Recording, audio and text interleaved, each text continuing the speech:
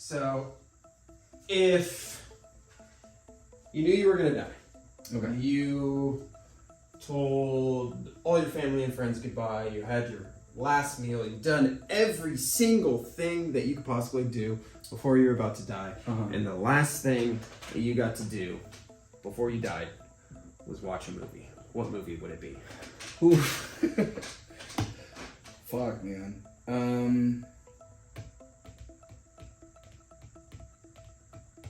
That's a really tough question. I know. Jesus Christ.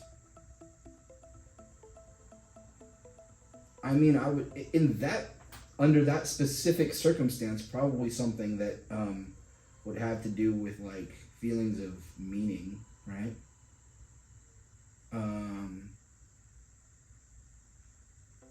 Man, that's tough. Can you answer the question first and give me a second to think about it? Yeah, I mean, it'd be Jaws. Probably. Okay. Probably. Okay. It would either be Jaws or my second favorite movie, like, and I'm inclined to think that it might be my second favorite movie because as much as I love Jaws, when I watch Jurassic Park, I mean, I'm on cloud nine. I'm a little kid again watching dinosaurs. So that might be like, maybe, I don't know. Well, I that's such a tough question, but can I tell you the first movie that popped into my head? Yeah. E.T. Yeah. Yeah. That'd be pretty fucking great. Yeah. And that has a pretty stellar ending to go out on. That's what. Actually. Yeah. I was like, what movie would bring me the most peace before I die? That's the first thing that popped in my head. Yeah. Well, cheers to that, buddy. We just mentioned 3 Spielberg movies, by the way. Welcome to the Jony Horror Podcast, ladies and gentlemen.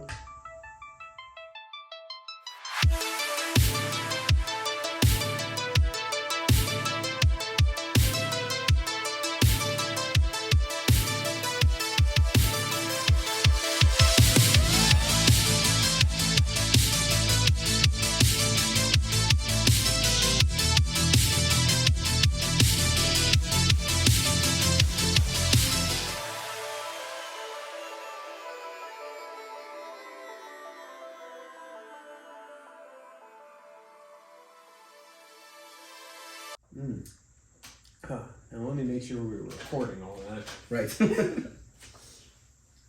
This is becoming like a podcast tradition where I start recording. I'm like, am I recording? Am I recording? Oh, please be recording. Well, welcome back to the Jony Horror Podcast, ladies and gentlemen. I am your host, Jony Horror. With me tonight, my guest, Kalen Berreman. returning champion, Kalen Berreman. Happy to have you here, sir. Glad to be here, as usual. Well, let's see. You were here Halloween time. Yeah. Yeah. Me and Brian. Yeah, that was fun. That was a good time. It was. That guy's ridiculous. Mm-hmm. He's fun to podcast with because he's so ridiculous. Yeah. Preposterous human being. Yeah. Yes. Absolutely. He was over at my house the other night and we watched a movie. We didn't have time to do a podcast afterwards, but he was already like talking about it. Like we were going to like making references and lists about stuff, and I'm just like, I don't. Like, one of the characters he thought looked like Dennis from It's Always Sunny, and that's how he referred to the character throughout the rest of the movie. Yeah, Brian, like, what about, yeah. Like, there's no character named Dennis in this fucking movie, Brian. That was the last time you were here. The time before that, which is almost like a fucking year ago now. It's about a year ago. 10 months ago. Yeah. Damn. We had an in-depth discussion about Batman. Yep. Which I would like to continue. I feel like we'll probably end up retreading some of the same ground because I did not rewatch that podcast, so I don't know what we did and didn't talk about. But I feel like we can probably fandangle our way to some new and original ideas. Sure. But before we do that, you last time we were here one-on-one, you had a list of movies that you were really looking forward to for 2022. Yes. If I recall, it was Nope and The Northman. And was there one other one, or were those the two big ones? I feel like those were your two big ones. Those are the biggest ones. Yeah. Now, have you seen both of those films? Mm-hmm. And did they meet your expectations? The Northman didn't quite meet my expectations. Which I tried to keep kind of down because Robert Eggers debuted with The Witch, and The Witch was excellent. Just a fantastic movie. Anya Taylor-Joy was killer in that. The whole movie shot in natural light. It was really, something else, and it wasn't... And that was back in 2015. Like, the whole elevated horror trend had not come on. No. And it was a huge swing, that movie, and he knocked that one out of the park. And then he did The Lighthouse in 2019, which I can say without hyperbole is like one of my favorite movies ever, and I think maybe one of the best movies ever. Like, I think that movie is a 10 out of 10 perfect movie, The Lighthouse. So I try to keep my expectations low for The Northman, but ultimately I don't think he had as satisfying a pitch for this movie. Like, I don't think even if what he had done perfectly, I don't think the concept had the ceiling that those movies had. Did you see The Northman? I did. Okay. I'm curious, did you like it? I am probably, with everything that you said about each of those movies, I agree with wholeheartedly. Okay. The Witch was and is a movie that I am still fascinated by. The Lighthouse, I have seen only a couple of times, and just listening to you talk about it, I'm kicking myself going, when I watched that movie, both times, I was so fucking blown away and so in love with the performances, the cinematography, the production design, every single detail of that film. Everything. I love. And even the blocking is perfect. Like, everything about that movie is fucking perfect. Yeah. Genius. And it's like, why haven't I rewatched that movie? Because it's almost transcended normal viewing to you are something wholly special that I need to set aside and watch without disturbance. Yeah. Don't check your phone. Just gotta watch this movie. Yeah. And I agree absolutely wholeheartedly with your evaluation of The Northman. I think the first fucking 30 minutes of that movie are pretty sick. Yeah. Yeah. Very good. Yep. It's only when he kind of decides to go back and deceive his uncle that I feel the movie kind of loses its thing. Yeah. And it was, I don't know, fucking 15 minutes into the movie that I was like, this is like a adult version of The Lion King. And then I'm like, God, Jonathan, you're so fucking stupid. It's The Lion King is a child's version of Hamlet. I was like, I'm watching Hamlet. It's Hamlet. Yes, and then I think even his name is something roughly that sounds like that. Right. And I mean, I think Hamlet is derived from some Norse. That's exactly what it legend. Is. And that movie is that Norse legend, and that's the Norse legend that inspired Hamlet. Yes. So while you can say it's not Hamlet, Hamlet's this, whatever, it's fucking Hamlet. Exactly. The thing is about the movie though is that it just didn't get there for me. And I mean Ethan Hawke's in this movie. Willem Dafoe's in this movie. Yes. Skarsgård is good in this movie. Very good. I think Anya Taylor-Joy is good in everything she does. Nicole Kidman is great. It's not that anyone didn't do their job. It's just that it wasn't aiming for something. interesting enough for me. And I can point to two different directions it could have gone, and it could have even done both. But like the Conan the Barbarian stuff it was doing in the beginning, if it had been doing those kind of interesting action barbarian killing everybody sequences more throughout the movie, I would have been extremely entertained by that. Yeah. And if he had gone more into like a more interesting psychological Robert Eggers type of story, like The Witch or The Lighthouse, I would have been into that. Yeah. But after the early part of the movie, he didn't quite do either. Yeah. And I have heard he didn't have final cut on this movie, and I have heard that there were mandatory reshoots, and maybe that has something to do with it. I heard that he was pretty upset about not having the final cut. Yeah, he doesn't seem like the type of person that would be super cool with that. Yeah, and I mean, I can understand that because I would not be super cool with that. Who would want that? Yeah. Right? Like, you're making a movie. Like, yeah. Yeah. Particularly because he is such a perfectionist. Right. I do feel that, you know, when you do smaller films, you have a little bit more control. And obviously, both The Witch and The Lighthouse were much smaller, more contained. Yep. You can...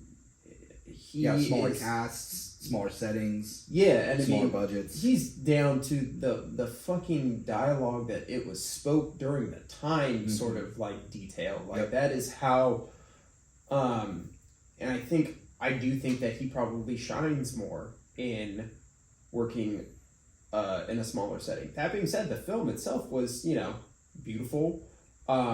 It did feel like it lost a little bit of that, like, not attention to detail, because I know there was attention to detail with like everything they wore and all that. That was all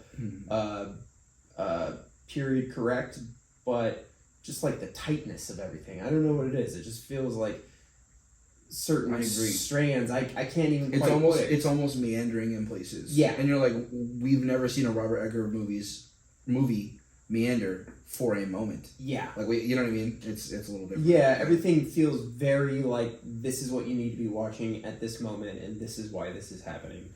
And there are definitely beats in that film that I felt like, well, this doesn't have the same pull or draw of it as other stuff. But what about Nope? I love Nope. I've seen a little bit of negativity around Nope, and I remember there was a little bit of negativity around Us.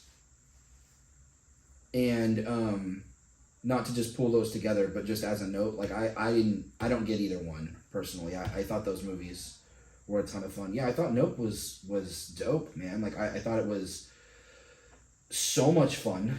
I loved the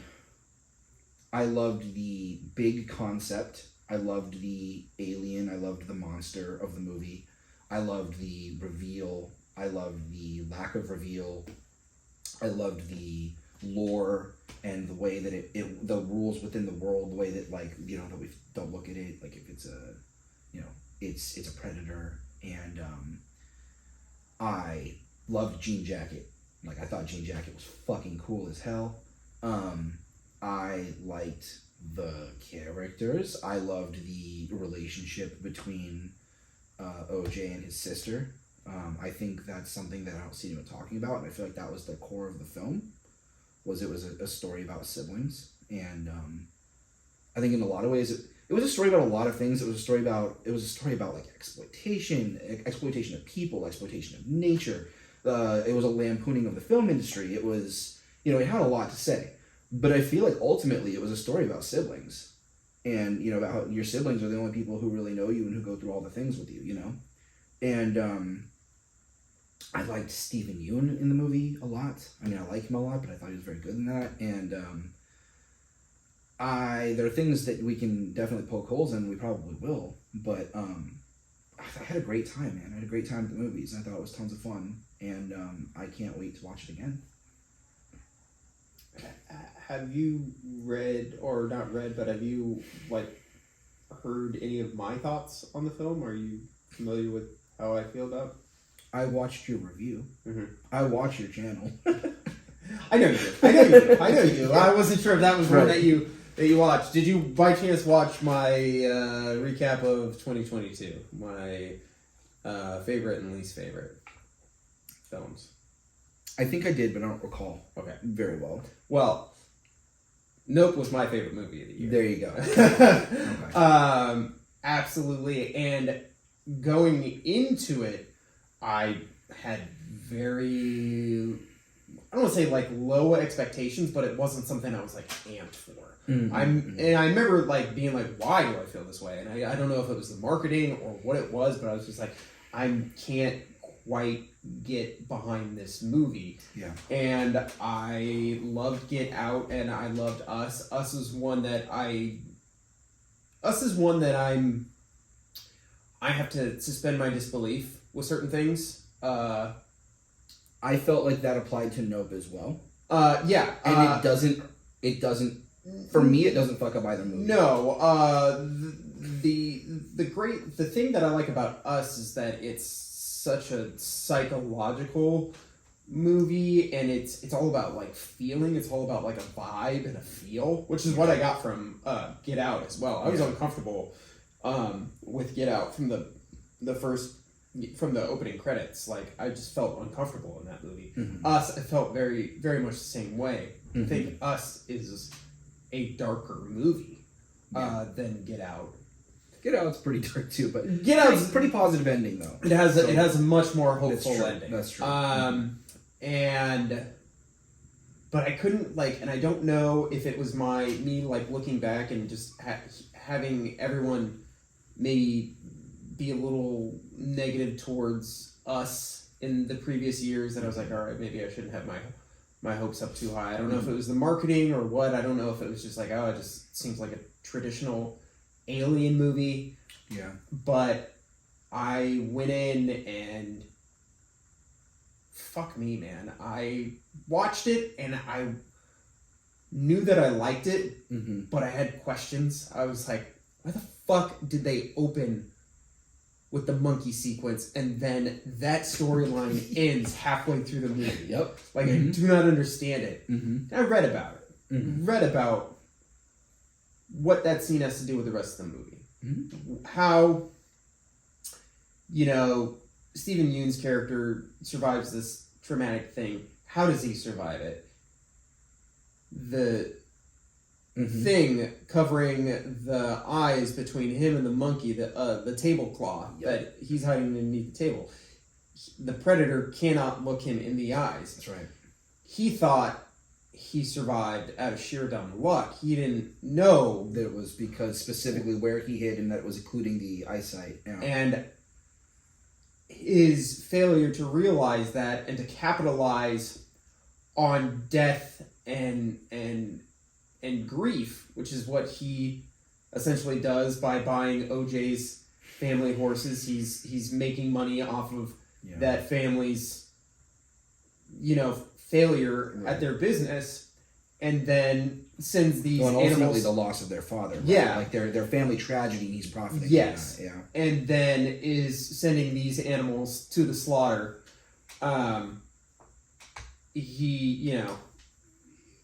What a great tragic character. I love the shot that it's his flashback, and it's just like, I think it's the shot's pulling out on him, just remembering, and that look of like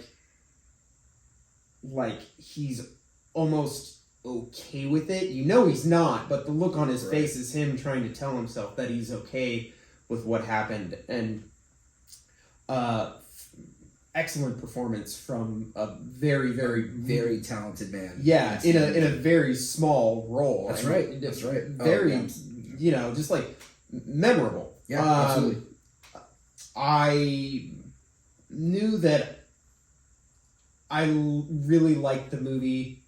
Like, was not prepared for the movie when the Star Lasso sequence happens and they all get sucked up, and that what was happening on the inside, I was confused. I didn't know, because we don't really know what is happening on the first viewing.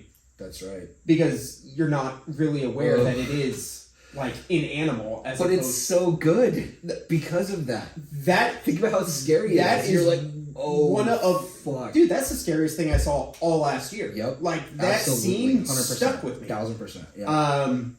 I love that. And then the rest of the film plays like an adventure movie. I've said it to death.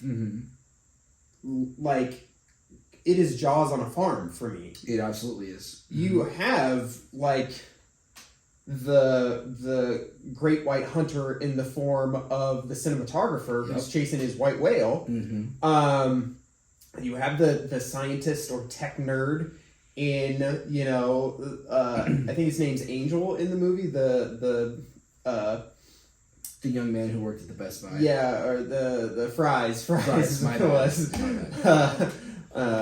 And then you have the everyman in, both OJ and oh gosh, what's her name in the film? I can't even remember right now. I just know it's Kiki Palmer and okay. But they do kind of function as, the Chief Brody, as these people that are so far out of their depth. I was about to call him Sheriff Brody for some reason. But it's the same roles. Same difference. But, and it's all trying to get rid or, in this case, get footage of this animal that has, laid claim to their land, essentially. So, and then you have all the elevated stuff on top of that with the commentary on the industry, the commentary on, media and all of that stuff, and, selling out and what does it cost you and all that. So, and can I just a quick note too, is like someone who worked in Hollywood for a little while, for a couple of years, anytime someone does stuff like that where it's on set and they're doing it honestly and they're showing how people are kind of dicks, I really appreciate it. Yeah. Because, like, it's true that there's this weird culture of, like, in Hollywood, and just based on my menial experience, but there is, like, this certain, like, the talent treats the blue-collar people a certain way. Oh, yeah. And the way they were talking to OJ and treating him, like, he was, like, subhuman. Like, he didn't deserve, like, a modicum of respect. And, like, the way that anyone listening to this, if you're, like, a cool person, is, like, not a way you talk to somebody. Yeah. You know what I mean? Like, you wouldn't speak to someone that way. And you see them very casually treating him that way. That's a very real thing. And I like that Jordan Peele calls that out, because Jordan Peele is the talent. Yeah. He's the fucking... You know what I mean? Like, he's a great fucking filmmaker. He's a great writer. He's a great producer. He's a great comedian. But he sees things like that. And you can see him really acknowledging the way that quote-unquote normal people are treated, as if talent is different than normal people, right? We're all just normal fucking people. And I really love that part of it, even though that's, that's not the whole movie.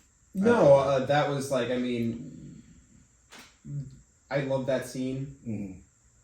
It makes me so uncomfortable because it's, to a lesser degree, it's stuff that you and I deal with on a daily basis. Absolutely. As people in the service industry, where you are, not all the time, by no means. No, it's only certain people. Yeah, it's not like everyone does But this. there are definitely people who talk down to you. Yep.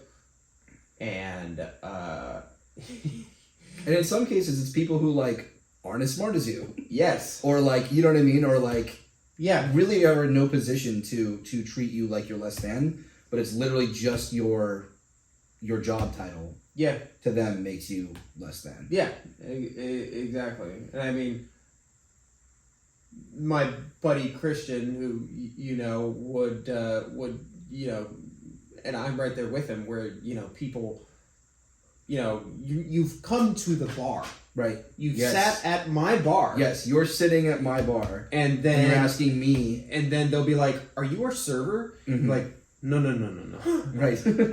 I'm your bartender. Yeah. You're in my house. This is different. This is different. My real estate. Yeah. Yeah. Absolutely. So there is that sort of mentality of, you're here to serve me, sort of a deal that I will never. I'm so sorry to interrupt. Not to get too far into service industry stuff, but it's funny because I am there to serve you. Like I'm there Like, my job is hospitality, and I am offering that to you with open arms. Yeah. And that doesn't give you that's not licensed to belittle me. Yes. You know what I mean? Like, that's silly. Like, yeah. Absolutely. I mean, it is kind of, not to, really mix up the two, but if I were to offer you it into my home. Right. Exactly. That's hospitality. Yeah. Yeah. It's not you wouldn't right. boss me around in my own home, exactly. Would you? Lessons, if you're a fucking piece of shit human being, try not to be. Try not to be. Treat people with kindness and dignity. It costs nothing. God bless you. All right, cool. So we're pretty much on the same page with both of those movies. Yes, we certainly are. Great. That was a short conversation. We really didn't need to. I was like, all right, I'm ready to duke it out, because I was pretty sure we were gonna kind of feel the same about The Northman, but nope, I wasn't sure, because I know a lot of people did not like Nope, because it wasn't what they were expecting. I don't know what they were expecting, and I'm just me. I can only speak for me. There are movies where, like, if you don't like it, I'll tell you that you're just stupid. Yeah. You know what I mean? I wouldn't call Nope quite that. Yeah. But I don't get it. Like, if you didn't like it, I don't get what you didn't like, and I don't get what you wanted, because I thought it was... Yeah, I had a lot of people be like, why did you like it that much? And I was like... Because it was a blast. Why didn't you like it that much? I was like, I had fun. All kinds of great shit going on, yeah. And... even with a Jordan Peele movie, who is, like, very smart, very psychological with his films, like, this is probably the most fun of his films. Just, like, all out fun. It's an adventure movie. It is. And I think even though Us is fucking terrifying, I think it's pretty fun. Yes. But Nope was a blast, yeah. It is, Us is, like, a chase movie. It really is. Yeah. So there is that constant, like, go feel to it, where obviously Get Out is much more like a haunted house, much more subdued pace. Yeah. Mm-hmm. And look, this guy who has taken all of these genres, turned them on their head, and made good movies. Like, yep. No wonder, like, they're just like, here are the keys to the kingdom, sir. Do your thing, bro. Yep. But, I mean, for me personally, like, what I want out of a movie, like, more so now than ever that I've realized, like, you can give me, like, a fucking, like, well-acted Daniel Day-Lewis drama with, meaning and thought-provoking ideas and period piece, like, exact, like, clothing that they wore. I just watched Lincoln the other day. Which is, which is exactly what you're describing Lincoln right now. As our buddy TK has suggested, and I am a firm believer in, Abraham Lincoln looked nothing like what we think Abraham Lincoln looked like. Daniel Day-Lewis is a time traveler, went back in time, killed Abraham Lincoln, That's right. and was Abraham Lincoln that we know, because Daniel Day-Lewis in that movie, that's right, fucking Abraham Lincoln. Like, there's no, he's perfect. My favorite Daniel Day-Lewis joke is Nick's joke that if the world is ever under threat of a supervillain, just cast Daniel Day-Lewis as Batman and he'll save the world. It's perfect. The man is dedicated to his craft. He's dedicated to his craft, y'all. But all that said, what I want from a movie is just to be entertained, to have a good time. Mm-hmm. And, I'm kind of off of the Marvel train now. Mm-hmm. I think I've really had my fill. I was, and we're going to talk about this, because we said we were going to talk about this. So, I will tell you that hands down, one of the best movie-going experiences I've had in, like, the last year and a half was when I saw Spider-Man No Way Home. No Way Home. Mm-hmm. I think I fucking cried in that movie. Mm-hmm. Like when Tobey Maguire showed up. Pretty like, emotional. Yeah, I was just like... I definitely had feelings during that movie.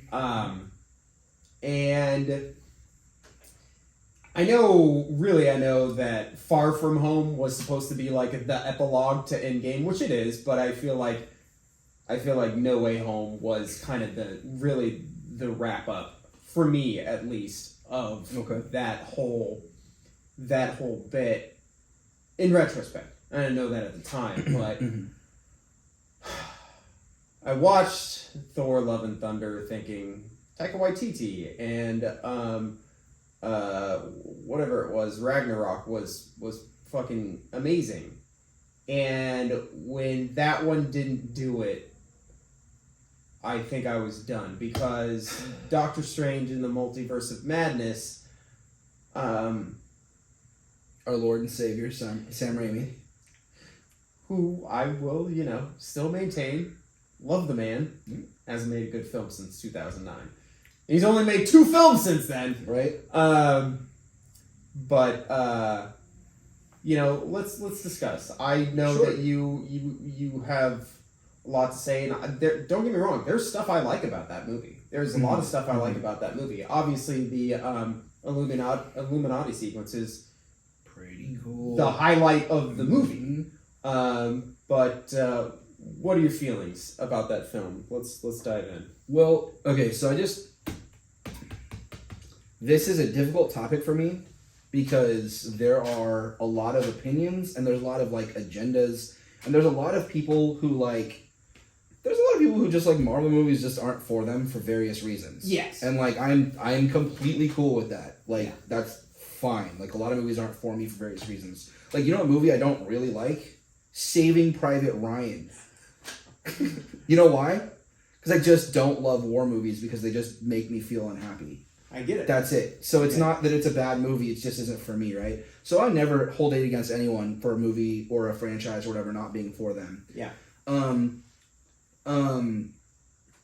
And on top of that, I strongly relate to and feel my own Marvel fatigue in a big way. Yeah. I think there is too much sameness. I don't like that Kevin Feige controls the tone of all of the movies. I don't like it that they've been aping Joss Whedon's humor style since 2012's Avengers. Yeah. Which was pretty fresh in 2012, but it's 2023. It's not fresh anymore. And also, that was one guy doing it a specific way, and now you have a bunch of people who don't write that way trying to write that way. Yeah. And it doesn't work. Yeah. I don't like the lack of creative control from filmmakers. I don't like the lack of risks. I don't like the corporate tied in, you have to put this in here because it sets up this movie bullshit. Yeah. I don't like any of that. And I strongly relate to Marvel fatigue and feel my own. Also, I feel like it's saying something that we can mention the bottom 5 worst Marvel movies, and they're pretty fucking competent. Yeah. They're pretty competently made movies. Absolutely. And they're pretty entertaining, and people mostly like them. And making movies is so hard. Yes. So for this studio to constantly put out movies that, even if they're not great, even if they're not trying to be great, even if they're not trying to be good with a capital G, they're still kind of good. Yeah. I think that's very impressive. Yeah. And on top of that, I do think that when Marvel Studios pokes its head above the water, it does really incredible, impressive things. That is becoming more rare, but I just think that's going to keep happening with time. For an example, for this next year, I think Guardians of the Galaxy Volume 3 will do that. I think Guardians of the Galaxy Volume 3 is going to poke its head above the water and be an especially good movie in a sea of more samey and maybe a little more mediocre. And I use the word mediocre carefully because, this goes back to my point about making good movies, Sony wants to make great superhero movies, and yet we have Venom, Let There Be Carnage, Morbius. They wanted those to be good movies. They hired professional writers, professional directors, Academy Award level actors, and they couldn't get a decent fucking movie out of 3 of them. Yeah. Right? And even if you like those movies, they suck. Even if you enjoy them, they're not good. So it's what they're accomplishing by making these pretty good movies is still pretty impressive. And And I still think that I find there to be freshness in the movies here and there for various reasons. Like, for example, a movie that was maligned by some people, like I thought Shang-Chi was dope. Like it was tight. Like there was dope kung fu. It was pretty well written. It was well acted. There was impressive action scenes. Like I thought that was a cool movie. I don't understand, what the issue with that movie was. So on topic with Doctor Strange and the Multiverse of Madness. Yeah. It's not a great movie. I'm not even someone, like, it doesn't even make my top. Like, I'd have to start getting to the very end of movies that I actually liked on my list of 2022 movies to get to that one. Yeah. Because it's way at the end of my list of movies I actually liked. But it's not on my list of movies I didn't like. But, like, the scene where she's attacking the, what do they call it? The Carthage? Like, the place where they all... Yeah. Fuck, I don't remember. You would know better than I would. Yeah. I know what you're talking about. Sorry, I know y'all. the scene. I'm a bad person. Like this, you're a bad comic book nerd. I am bad. I'm a terrible comic book nerd. The scene where she's attacking that and she's like coming out of the mirror, it's fucking great horror, you know. And like Elizabeth Olsen's performance is fucking sick, and it's scary, and like where there's a scene where it's like a dead body being carried by a bunch of fucking demons, and like it's entertaining, and it wasn't great. It was far from Marvel's best effort of the year. It was far from Sam Raimi's best effort ever. But I definitely thought it was a competent movie, and I don't think it deserves hate. Unless that hate is coming from the perspective of, well, what could this have been if we'd actually let Sam Raimi make his own Doctor Strange movie his way, period. Because I think we're talking about a really different movie there. Like if Warner Brothers Pictures let Sam Raimi make Doctor Strange, I think we'd be getting a much more interesting movie. Mm-hmm. But aside from that, I see a very competent movie. And I think some of it's lame. Like I think the relationship with his not girlfriend isn't very well done. And I think that girl, America Chavez, is handled terribly. And is more of a plot device than a person. Yeah. And I hate the scene where she looks at her two moms and she goes, mi madres, and then she says, my mother's. If anyone who fucking speaks Spanish, they don't say shit in Spanish and then repeat it in English in case you didn't catch that. That's not how it talks. Yeah. That really irritates me. They like doing that in movies. I hate that. Anyway. Alright, I'll, bounce off me. I'm sorry. I got you. Now, let me start off. Mm-hmm. When I do my reviews, yes, there's a heightened reality. There's a performance. Of course. So, when I'm really passionate don't about break something... the kayfabe. They don't... Yeah. Spoiler alert, Jony doesn't actually walk around naked, smoking cigarettes and doing cocaine all day long. Don't tell them that. Everyone needs to believe that. It almost breaks my heart a little bit to get those words spoken aloud. Yeah. It's just a cycle that plays through my head. No, he's got a job and everything. Sorry. Well, I was going to say, if anybody watches the videos and then watches this podcast, they're like, wow. Yeah, it's a different person. Johnny's off his meds in those videos. That's right. So obviously you're dealing with that, yes. Because if we should probably preface this. I did my review or my recap of my favorite and least favorite movies of 2022, and Doctor Strange and in the Multiverse of Madness made the list. These are quote unquote horror movies that I was discussing for the year, and that made the list of negatives. And my boy Kalen here had some stuff to say about what I had some stuff to say about. And so that's kind of, if you are a little confused as to what this conversation has been about. Right, time. Context. Sorry. Yeah. We probably should have prefaced that at the beginning. So there's that. And I will be like so fucking 100% with you that last year was such a solid year for horror movies. Yeah. It was such a fucking good year for horror movies that when I was trying to make my list of bad ones, I was like, I don't even think I can come You're up like, with I liked 5. all these movies. Yeah, Like, yeah. I was like legit thinking about putting movies that are amazing on the bad list because I was like, well, it's a really good movie, but I don't know if it's a horror movie. Sure. But this one popped up into my mind. It was actually my saving grace that like I was like, cool, I have 5. Mm-hmm. And then I was like, because this was Marvel's like big horror movie. They're like, yeah, Sure. this is gonna be a horror movie. So first things first. Now that I've like laid the groundwork for like certainly not the worst movie I've ever seen, nor is it the worst Marvel movie I've ever seen, and I certainly absolutely did not hate it when I first watched it. It was only on the second viewing that I was like, I'm not having fun on this second viewing. And then the more I thought about it, I was like, oh god, they've just done all the same things. They've just packaged it differently. And that is the biggest and most valid criticism of certain things Marvel does, is just what you just said. And so,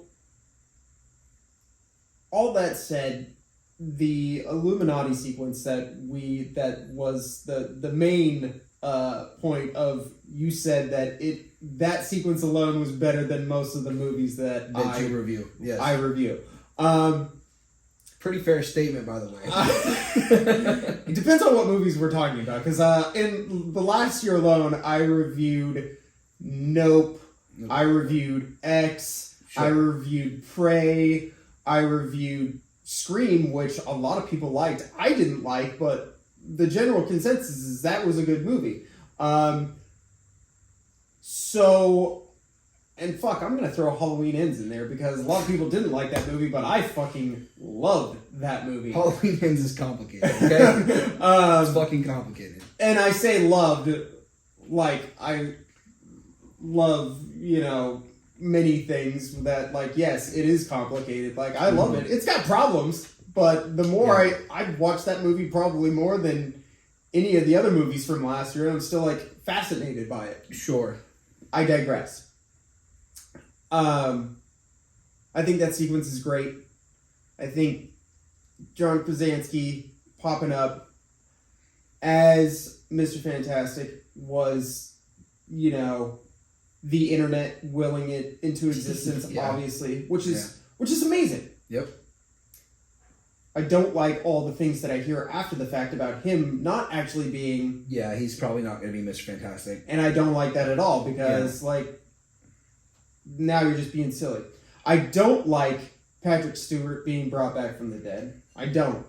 I see what they did there, but I think that was a good opportunity to recast or do something different, because now... That was going a little bit too far into fan service. Yeah, and in that respect, I get it, and I mean, I'm pretty on the fence. Don't get me wrong. I'll watch fucking Hugh Jackman play Wolverine till the day I die, but Logan is, with the exception of The Dark Knight, probably the best comic book movie ever made. That's right up there. And you've undercut that now. You've undercut both of those characters, And I mean, we're going to do it again too. Yeah. So there's that for me. I am not a fan of, I understand, and I know what the scene is supposed to be doing. It's supposed to show just how powerful Scarlet Witch is by dispatching all of these people. And I think it's a great sequence. I think it's fun. I think it's dark. I think it's fucked up. Yep. That being said,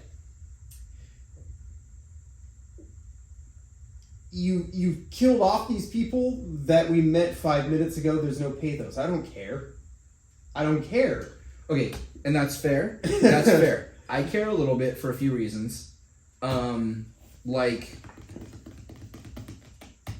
When Mr. Fantastic comes on the screen and says, and this may not apply to everybody, this applies to me, and I do think, and look, I think maybe they're trying a little bit too hard to appeal to nerds. I say this is the nerd, right? I think maybe they need to not think so much about what will the nerds think and what is the movie doing, right? Yeah. But when this guy comes on screen and says, I'm Mr. Fantastic, I immediately am connected to him because he's Mr. Fantastic. And I that's a character that I nebulously feel a connection to.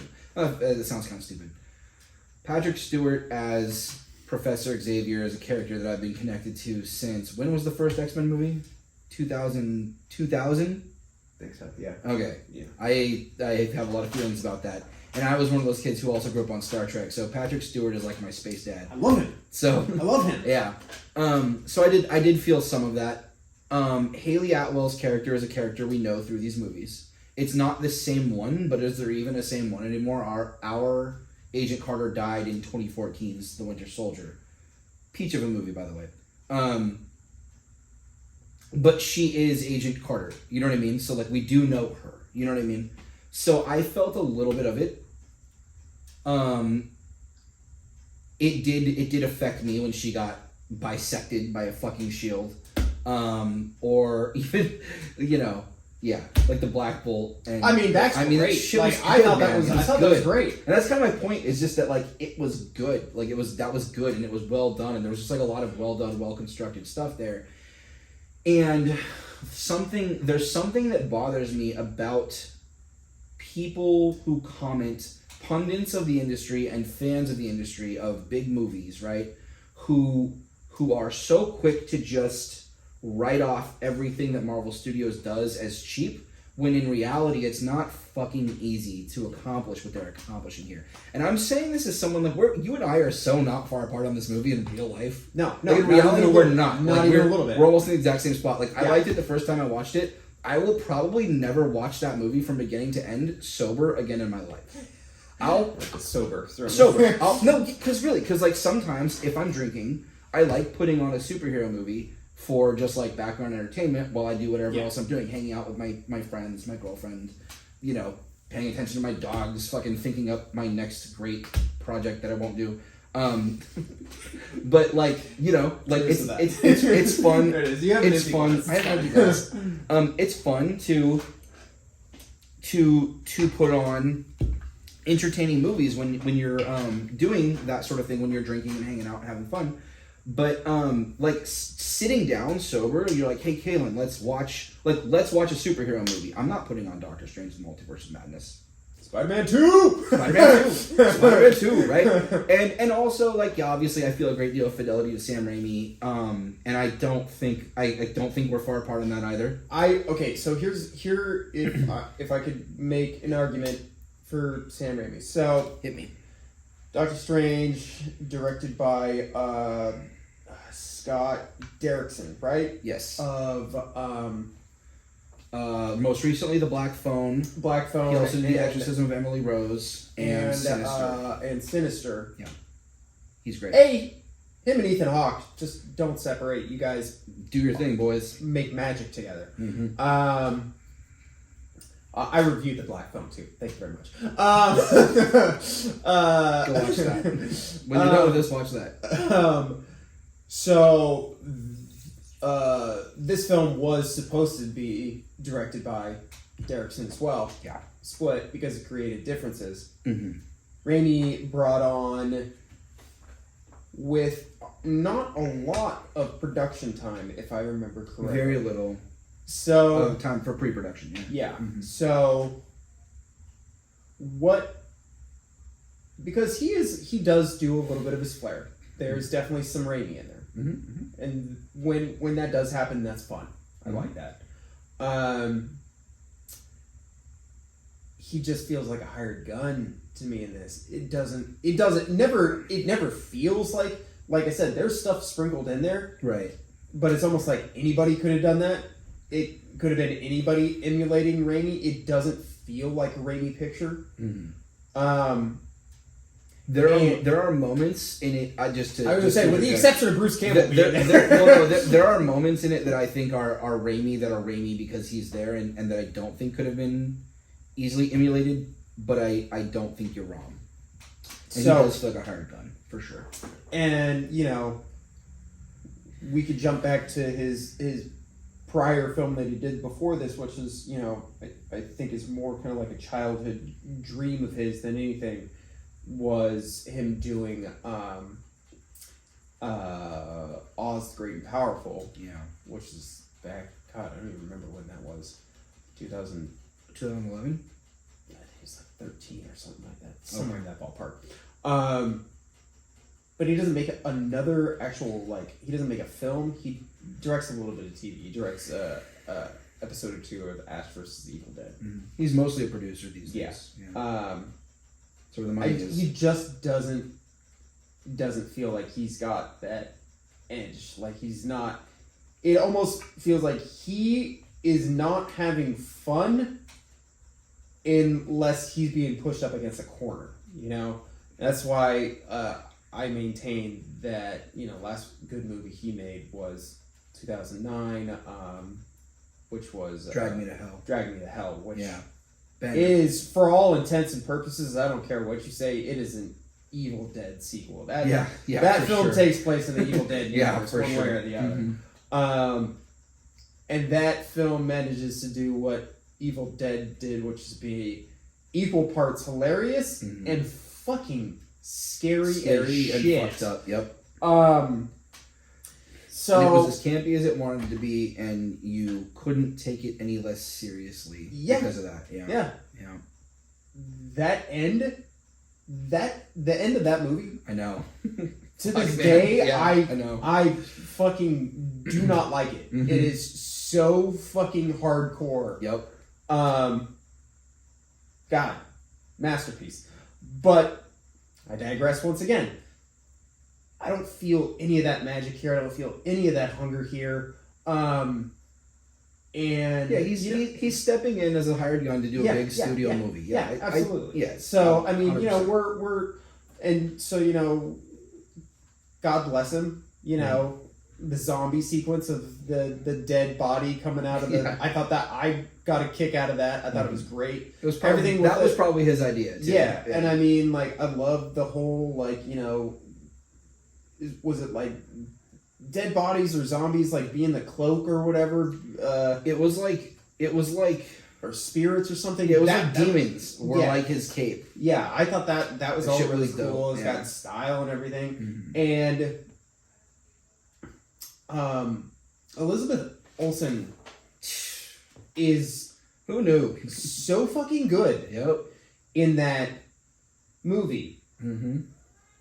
But I didn't watch WandaVision. I didn't watch it, but from what I hear, this movie essentially undercuts that whole storyline. Okay. And then I'm like, this is so weird. I didn't think we were actually going to get to this, but do you mind if I go off for like a minute here? Please. Okay, so actually my biggest complaint about Doctor Strange the Multiverse of Madness is that if you take Marvel at its word that it's one story, it is... Sorry, my child is giggling next door. Right. Everything's fine. There's a baby over there. There is a... If you take it as one story, the script of Multiverse of Madness is fucking piss poor, dog shit storytelling. After WandaVision. And I'm going to spoil the key plot to WandaVision. Do you care if I do that? No, please. Do you want to watch the show? It's a good show. No, I already know what happens. Okay. Into it, so. Okay, so the whole point of WandaVision is that Wanda Maximoff is a person whose parents were killed in war when she was fucking 10. And then by 20, she became a super terrorist, and her brother was killed when they decided to save the world with the Avengers. Her twin brother, who was the only person she had in the entire world. And then the love of her life, who happened to be a fucking android because comic books are ridiculous, was killed in Avengers Infinity War. Dope movie. So this is a girl who, at 10 lost her parents, at 20 lost her twin brother, and at 25 lost the love of her life. And lost it. She just fucking lost it. And she created, because she has these insane reality-changing powers, she created a little town where her and Vision were there, and he was alive, and she had kids. And because her powers are so great, she actually created these kids. Well, she actually took over a town. She was actually mind controlling humans to do this. And so when it occurred to her that what she was doing was wrong and she had to let go of the town, that meant she had to let these kids die. There's a girl who's lost everything, every time, constantly, right? And she has to let her children die. And it's very hard for her, but the whole point of the end of that story is that Wanda Maximoff is a fucking hero. She's an Avenger. She's a superhero. She's a good guy. And she doesn't mind control people. And so she sacrifices her little make-believe life and she lets these pretend children go. Yes. And she does that because she's a good person.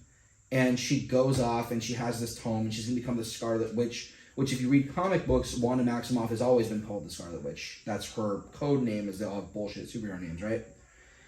And then we open with this movie and she's evil and she's trying to kill a little girl. And it's like, we just did a 9-episode series about how Wanda Maximoff was a hero. And if you want to go back farther than that, bro, like, Avengers Age of Ultron is about her realizing she's not a bad person and becoming a hero. Yep. Civil War is about her realizing she's not a bad person and becoming a hero. Her entire character arc up until this point is Wanda Maximoff realizing she's a fucking hero. And then we just throw that in the trash because Kevin Feige thought it would be fun if we made her a bad guy.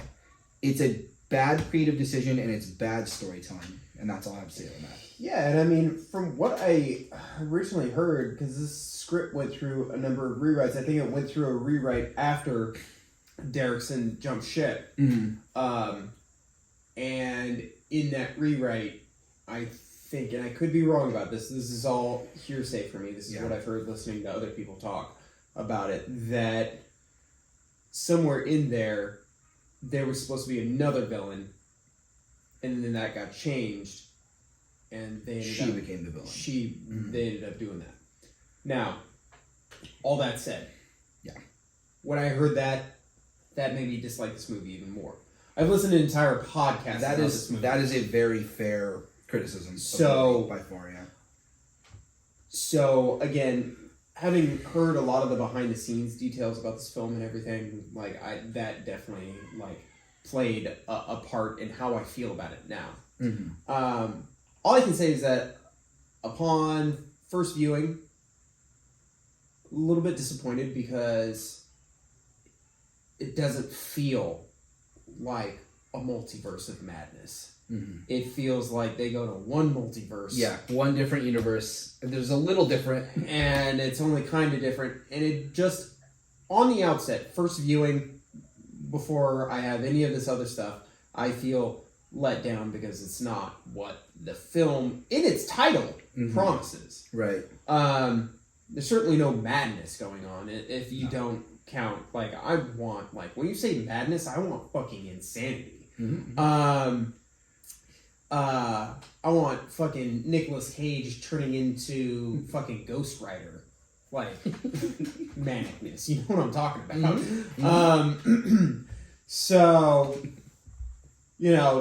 all that said, and then I hear all this other stuff, and that was a big thing. When I heard that, I was like, you just, poor Elizabeth Olsen having to go through that whole thing all over again. Yeah.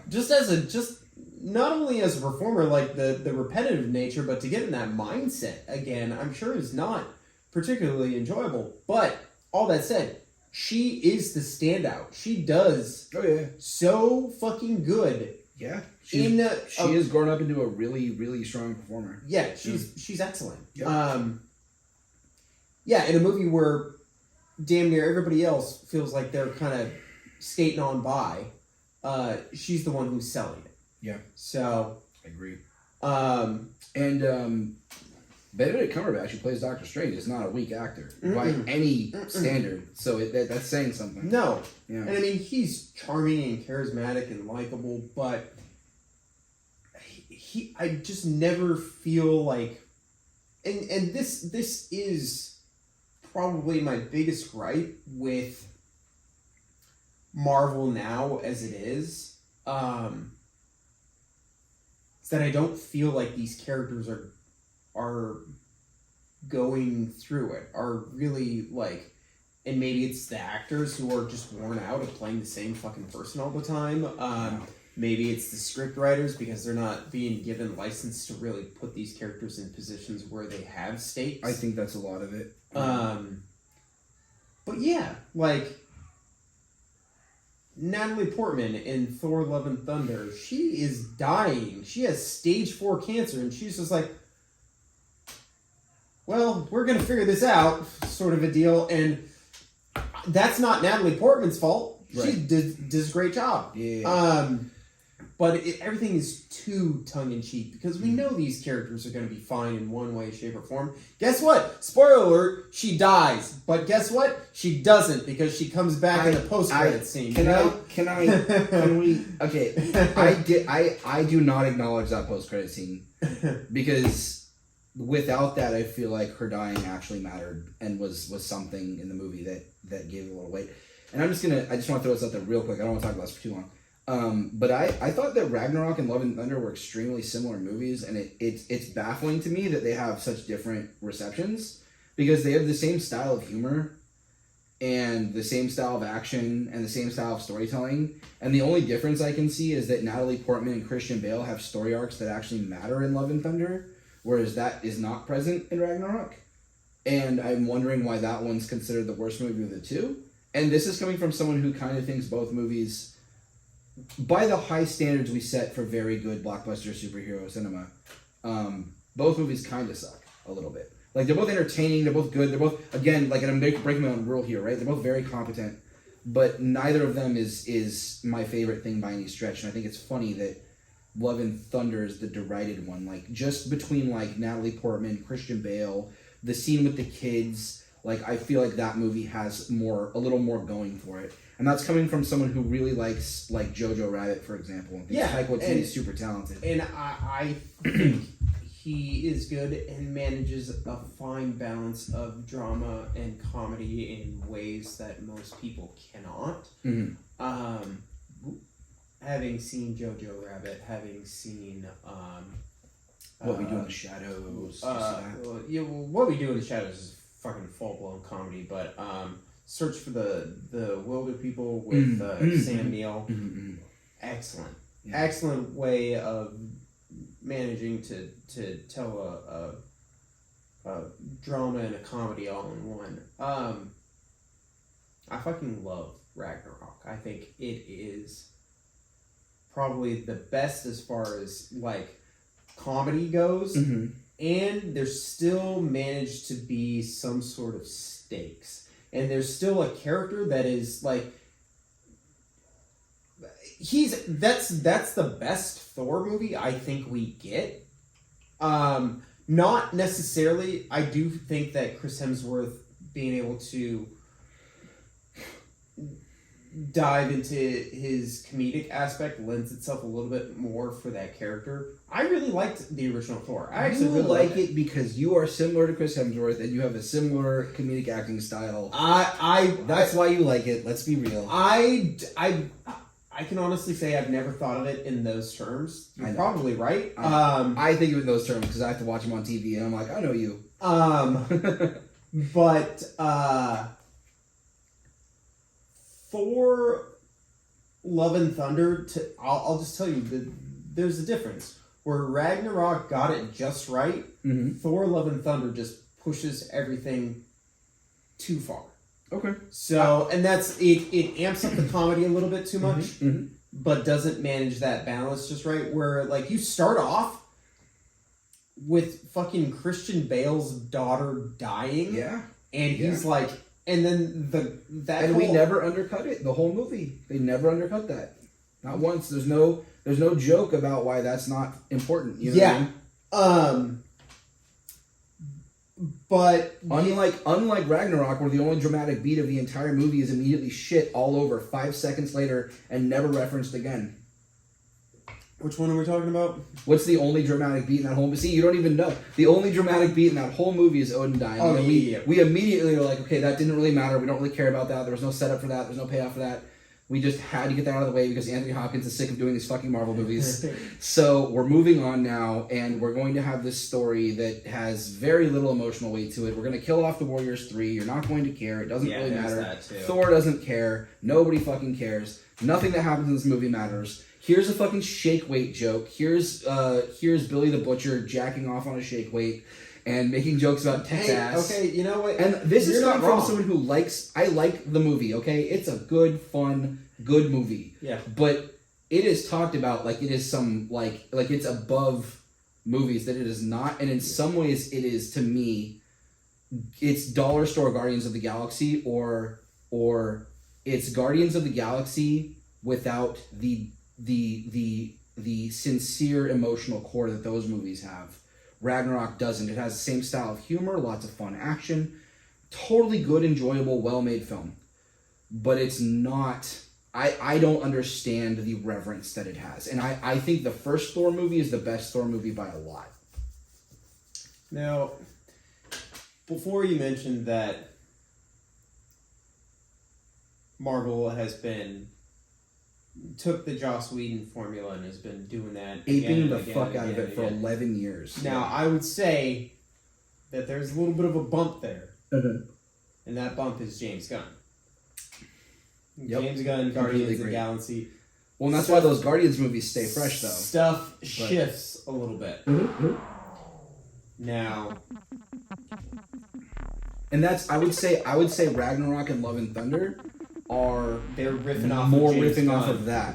Absolutely. Whereas like Shang-Chi and Doctor Strange are ripping off of the Avengers. Yeah.